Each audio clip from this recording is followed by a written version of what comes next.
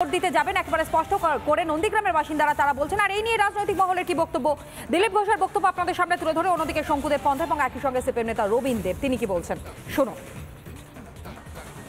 Election যেখানে যেখানে হচ্ছে দক্ষিণ বাংলায় সব জায়গায় গন্ডগোল করার চেষ্টা হচ্ছে, কারণ টিএমসি জেতার কোথাও চান্স নেই। গন্ডগোল করে ভয় দেখিয়ে ভোটারদেরকে, আমাদের কর্মীদের যাতে না বেরোয়, লোকে ভোট না দেয়, কিন্তু এইসব করে কিছু আটকাতে পারবে না। এই হিংসা ফিংসা যা করার এইবার ইলেকশন করে নিচ্ছে, এরপরে আর পশ্চিমবাংলায় কেউ এরকম করতে পারবে না। খুন খারাপি তো চলতেই থাকে। এই প্রথম বোধহয় খুন হলো এবারে ইলেকশনকে কেন্দ্র করে খুন খারাপি হয়নি, শান্তি ছিল। ইলেকশনের আগে ওরা খুন করেছে একজন 56 বছরের মহিলাকে, যেভাবে নৃশংস হত্যা করা হয়েছে। পশ্চিমবাংলায় মহিলাদের কি সুরক্ষা আছে এটা বোঝা যাচ্ছে। তৃণমূল কংগ্রেস বুঝে গেছে যে নন্দীগ্রাম থেকেই এত লিড আসবে যে তাতেই তমলুক লোকসভা নির্বাচনের ফলাফল স্থির হয়ে যাবে। তো সেই কারণেই এরা প্রথমেই টার্গেট করেছে নন্দীগ্রাম। এবং আপনি জানেন যে কিছুদিন আগেই মুখ্যমন্ত্রী মমতা বন্দ্যোপাধ্যায় ওখানে সভা করেছেন এবং বলেছিলেন যে আমি এর বদলা নেবই। তারপরে মাননীয় সাধারণ সম্পাদক সভা করেছেন, তিনিও দেখে নেওয়ার হুমকি দিয়েছেন।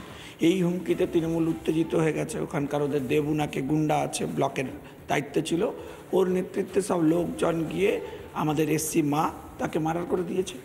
দিয়ে তারা চেষ্টা করেছে এলাকা দখল করার, ভয়ঙ্কর পরিস্থিতি। এবং তারপর গোটা এলাকা জুড়ে তাণ্ডব, আগুন জ্বালানো, এইসব দিয়ে কখনো নন্দীগ্রামে যেতে যায়? নন্দীগ্রাম এর আগেও খুনি সিপিএমকে বরদাস্ত করেনি, আর এখনও নতুন খুনি সিপিএম যার নাম তৃণমূল কংগ্রেস তাকেও বরদাস্ত করবে না। আগুন জ্বালানোটাই হচ্ছে তৃণমূল দলের কর্মসূচি, কারণ এই কাজ তিনি করিয়েছেন তখন শুভেন্দু অধিকারীকে দিয়ে আর শিশির অধিকারীকে দিয়ে। আজকে শিশির অধিকারী, শুভেন্দু অধিকারী, দিব্যেন্দু অধিকারী, সোমেন্দু অধিকারী তারা হচ্ছে এখন বিজেপিতে। স্বাভাবিকভাবেই তারা নিজের পরস্পর ভালো করে জানে কিভাবে গন্ডগোল করাতে হয়, কিভাবে তার দোষ অন্যদের ঘাড়ে চাপাতে হয়, সেটা তৃণমূলও জানে, বিজেপিও জানে। এই করে মানুষের দৃষ্টি ঘোরানো যাবে না। দুই দলই হচ্ছে মূল্যবৃদ্ধি, বেকারি, অনাহার, এই জন্য দায়ী। মানুষের মধ্যে বিভেদ, হিংসা তার জন্য দায়ী। এই দুই দলের বিরুদ্ধেই হচ্ছে মানুষ প্রস্তুত হচ্ছে ঘরে ঘরে। মানুষ যখন হারের দেওয়াল লিখনটা দেখতে পায় তখন তারা মরিয়া হয়ে এই ধরনের কাজ করে। 25 তারিখ 25শে মে নন্দীগ্রাম তথা তমলুকে যে লোকসভা নির্বাচন আছে সেখানে শোচনীয় পরাজয় ভারতীয় জনতা পার্টি বুঝতে পারছে। দুহাত ভরে মানুষের রায় আশীর্বাদ পুষ্ট হয়ে তৃণমূল কংগ্রেস বিপুল ভোটে জিতবে সেটা বুঝতে পারছে। তাই তারা সন্ত্রাসকে হাতিয়ার করে রাজনীতিতে প্রাসঙ্গিক হওয়ার চেষ্টা করছে, মানুষকে ভয় দেখানোর চেষ্টা করছে। তাদের গোষ্ঠীদ্বন্দ্ব বহিঃপ্রকাশ পাচ্ছে ক্রমশ, কিন্তু মানুষ সেখানে মনস্থির করে নিয়েছে বাংলা বিরোধী ভারতীয় জনতা পার্টিকে সারা বাংলার মানুষের মতো নন্দীগ্রাম তথা তমলুক লোকসভা কেন্দ্রের মানুষও বর্জন করবে। দিলীপ ঘোষের বক্তব্য আপনাদের সামনে তুলে ধরে। অন্যদিকে শঙ্কুদেব পন্থা এবং একই সঙ্গে সিপিএম নেতা রবীন দেব তিনি কি বলছেন শুনুন। ইলেকশন যেখানে যেখানে হচ্ছে দক্ষিণ বাংলায় সব জায়গায় গন্ডগোল করার চেষ্টা হচ্ছে, কারণ টিএমসি জেতার কোথাও চান্স নেই। গন্ডগোল করে ভয় দেখিয়ে ভোটারদেরকে, আমাদের কর্মীদের যাতে না বেরোয়, লোকে ভোট না দেয়, কিন্তু এইসব করে কিছু আটকাতে পারবে না। এই হিংসা ফিংসা যা করার এইবার ইলেকশন করে নিচ্ছে, এরপরে আর পশ্চিমবাংলায় কেউ এরকম করতে পারবে না। খুন খারাপি তো চলতেই থাকে। এই প্রথম বোধহয় খুন হলো এবারে ইলেকশনকে কেন্দ্র করে খুন খারাপি হয়নি, শান্তি ছিল। ইলেকশনের আগে ওরা খুন করেছে একজন 56 বছরের মহিলাকে, যেভাবে নৃশংস হত্যা করা হয়েছে। পশ্চিমবাংলায় মহিলাদের কি সুরক্ষা আছে এটা বোঝা যাচ্ছে। তৃণমূল কংগ্রেস বুঝে গেছে যে নন্দীগ্রাম থেকেই এত লিড আসবে যে তাতেই তমলুক লোকসভা নির্বাচনের ফলাফল স্থির হয়ে যাবে। তো সেই কারণেই এরা প্রথমেই টার্গেট করেছে নন্দীগ্রাম। এবং আপনি জানেন যে কিছুদিন আগেই মুখ্যমন্ত্রী মমতা বন্দ্যোপাধ্যায় ওখানে সভা করেছেন এবং বলেছিলেন যে আমি এর বদলা নেবই। তারপরে মাননীয় সাধারণ সম্পাদক সভা করেছেন, তিনিও দেখে নেওয়ার হুমকি দিয়েছেন। এই হুমকিতে তৃণমূল উত্তেজিত হয়ে গেছে। ওখানকার ওদের দেবুনাকে গুন্ডা আছে, ব্লকের দায়িত্বে ছিল, ওর নেতৃত্বে সব লোকজন গিয়ে আমাদের এসসি মা তাকে মার্ডার করে দিয়েছে। দিয়ে তারা চেষ্টা করেছে এলাকা দখল করার, ভয়ঙ্কর পরিস্থিতি। এবং তারপর গোটা এলাকা জুড়ে তাণ্ডব, আগুন জ্বালানো, এইসব দিয়ে কখনো নন্দীগ্রামে যেতে যায়?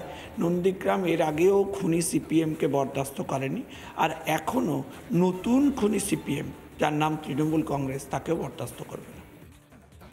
আগুন জ্বালানোটাই হচ্ছে তৃণমূল দলের কর্মসূচি, কারণ এই কাজ তিনি করিয়েছেন তখন শুভেন্দু অধিকারীকে দিয়ে আর শিশির অধিকারীকে দিয়ে। আজকে শিশির অধিকারী, শুভেন্দু অধিকারী, দিব্যেন্দু অধিকারী, সোমেন্দু অধিকারী তারা হচ্ছে এখন বিজেপিতে। স্বাভাবিকভাবেই তারা নিজের পরস্পর ভালো করে জানে কিভাবে গন্ডগোল করাতে হয়, কিভাবে তার দোষ অন্যদের ঘাড়ে চাপাতে হয়, সেটা তৃণমূলও জানে, বিজেপিও জানে। এই করে মানুষের দৃষ্টি ঘোরানো যাবে না। দুই দলই হচ্ছে মূল্যবৃদ্ধি, বেকারি, অনাহার এই জন্য দায়ী, মানুষের মধ্যে বিভেদ, হিংসা তার জন্য দায়ী। এই দুই দলের বিরুদ্ধেই হচ্ছে মানুষ প্রস্তুত হচ্ছে ঘরে ঘরে। মানুষ যখন হারের দেওয়াল লিখনটা দেখতে পায় তখন তারা মরিয়া হয়ে এই ধরনের কাজ করে। 25 তারিখ 25শে মে নন্দীগ্রাম তথা তমলুকে যে লোকসভা নির্বাচন আছে সেখানে শোচনীয় পরাজয় ভারতীয় জনতা পার্টি বুঝতে পারছে। দুহাত ভরে মানুষের রায় আশীর্বাদ পুষ্ট হয়ে তৃণমূল কংগ্রেস বিপুল ভোটে জিতবে সেটা বুঝতে পারছে।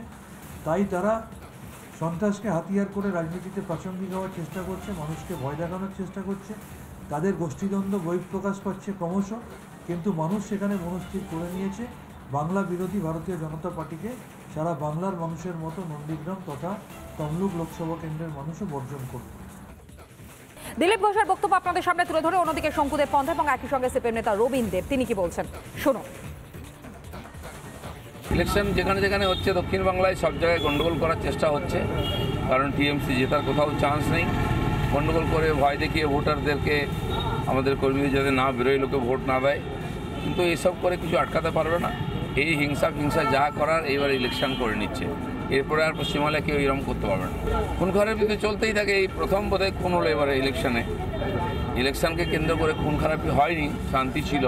ইলেকশনের আগে ওরা খুন করেছে একজন 56 বছরের মহিলাকে, যেভাবে নৃশংস হত্যা করা হয়েছে। তো পশ্চিমবাংলায় মহিলাদের কী সুরক্ষা আছে এটা বোঝা যাচ্ছে। তৃণমূল কংগ্রেস বুঝে গেছে যে নন্দীগ্রাম থেকেই এত লিড আসবে যে তাতেই তমলুক লোকসভা নির্বাচনের ফলাফল স্থির হয়ে যাবে। তো সেই কারণেই এরা প্রথমেই টার্গেট করেছে নন্দীগ্রাম। এবং আপনি জানেন যে কিছুদিন আগেই মুখ্যমন্ত্রী মমতা বন্দ্যোপাধ্যায় ওখানে সভা করেছেন এবং বলেছিলেন যে আমি এর বদলা নেবই। তারপরে মাননীয় সাধারণ সম্পাদক সভা করেছেন, তিনিও দেখেন আমার হুমকি দিয়েছেন। এই হুমকিতে তৃণমূল উত্তেজিত হয়ে গেছে। ওখানকার ওদের দেবুনাকে গুন্ডা আছে, ব্লকের দায়িত্বে ছিল, ওর নেতৃত্বে সব লোকজন গিয়ে আমাদের এসসি মা তাকে মার্ডার করে দিয়েছে। দিয়ে তারা চেষ্টা করেছে এলাকা দখল করার, ভয়ঙ্কর পরিস্থিতি। এবং তারপর গোটা এলাকা জুড়ে তাণ্ডব, আগুন জ্বালানো, এইসব দিয়ে কখনো নন্দীগ্রামে যেতে যায়? নন্দীগ্রাম এর আগেও খুনি সিপিএমকে বরদাস্ত করেনি, আর এখনও নতুন খুনি সিপিএম যার নাম তৃণমূল কংগ্রেস তাকেও বরদাস্ত করবে না। আগুন জ্বালানোটাই হচ্ছে তৃণমূল দলের কর্মসূচি। কারণ এই কাজ তিনি করিয়েছেন তখন শুভেন্দু অধিকারীকে দিয়ে আর শিশির অধিকারীকে দিয়ে।